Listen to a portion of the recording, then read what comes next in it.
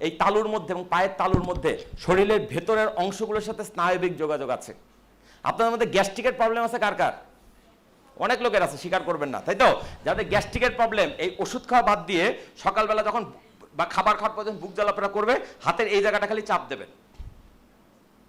Challenge, যদি এরপরে আপনাদের কারো গ্যাস্ট্রিকের ওষুধ লাগে, আপনি ইকবাল ভাইয়ের কাছে ক্লেম করবেন, আমি পয়সা দিয়ে দেবো। আমি ওপেনলি ঘোষণা দিলাম ভাই, আমি জানি এই ভিডিও সারা ওয়ার্ল্ডে ছড়াচ্ছে। যদি এই নিয়মটা ফলো করার পর যদি কারো গ্যাস্ট্রিকের প্রবলেম ইনস্ট্যান্টলি না কমে, আপনি সঙ্গে সঙ্গে ইকবাল স্যারের কাছে ক্লেম করবেন, আপনাদের বাকি জীবন ওষুধের পয়সা আমি দেব। কথাটা একটু মাথার মধ্যে রেখেন, তালি মেরে লাভ নাই। চ্যালেঞ্জ, যদি কারো প্রেশারের প্রবলেম থাকে, প্রেশার হঠাৎ করে প্রেশার বেড়ে যায়, টেনশনের প্রেশার বেড়ে যায়, হাতের এই জায়গাটা চাপ দিবেন।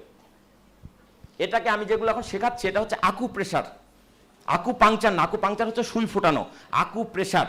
এবং এই ভারতীয় উপমহাদেশের এগুলো ছিল আদিকালের চিকিৎসা ব্যবস্থা। এই ওষুধ আসার আগে মানুষ কবিরাজরা এইভাবে চিকিৎসা করতো, হাতের তালুর বিভিন্ন জায়গায় চাপ দিত, বলতে ব্যথা লাগে না, লাগে না, এই জায়গায় লাগে, লাগে না, এই জায়গায় লাগে, ও আচ্ছা এই জায়গায়, তাহলে এই জায়গার কোন পয়েন্ট, হয়তো কিডনি, বলো তাহলে তোমার কিডনিতে প্রবলেম।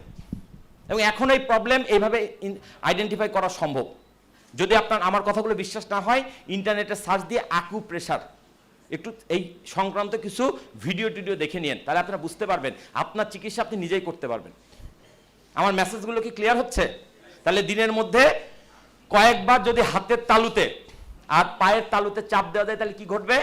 ভেতরের অঙ্গগুলোর ব্যায়াম হবে। আমার কথাটা কি বুঝেছেন না বোঝেন নাই? মেসেজ কি ক্লিয়ার? তাহলে এখন এই যে বারবার হাততালি দিতে বলা হচ্ছিল, আমি দেখছি অনেকে কষ্ট করে হাততালি দিচ্ছে। উস্তাদ, হাততালি দিলে যে মঞ্চ আছে তার কোনো লাভ হয় না, আপনার ভেতরের লাভ হয়, বুঝছেন না বুঝেন নাই? এবার জন্য হাততালি।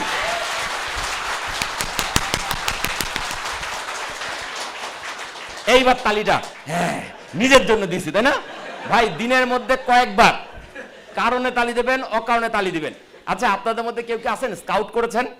স্কাউটে একটা তালি ছিল, 1 2 1 2 3 1 2 1 2 3 1 2 1 2 3, তিনবার দিয়ে ছেড়ে দাও, তিনবার দিয়ে ছেড়ে দাও, এর বেশি না। আমি দেখতে চাই আমার এই ট্রেনিং আপনাদের কাজে লেগেছে কিনা। প্রমাণ হবে কিভাবে?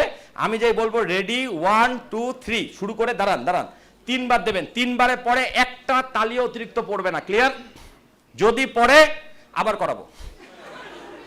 এবং যতক্ষণ আপনারা এটা ঠিক না করবেন ততক্ষণ আমি মঞ্চ ছাড়বো না। অনুষ্ঠান কি হয়েছে না হোক না হোক, আমাকে যদি মঞ্চ থেকে নামাইতে হয় তাহলে আমার তালি আগে ঠিক করে দিতে হবে, তারপর আমি নামবো। কথাটা কি ক্লিয়ার?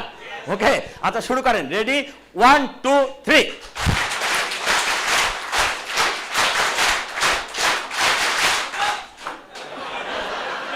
আমি মঞ্চ ছাড়বো না ভাই, আরেকবার হবে। রেডি 1 2 3।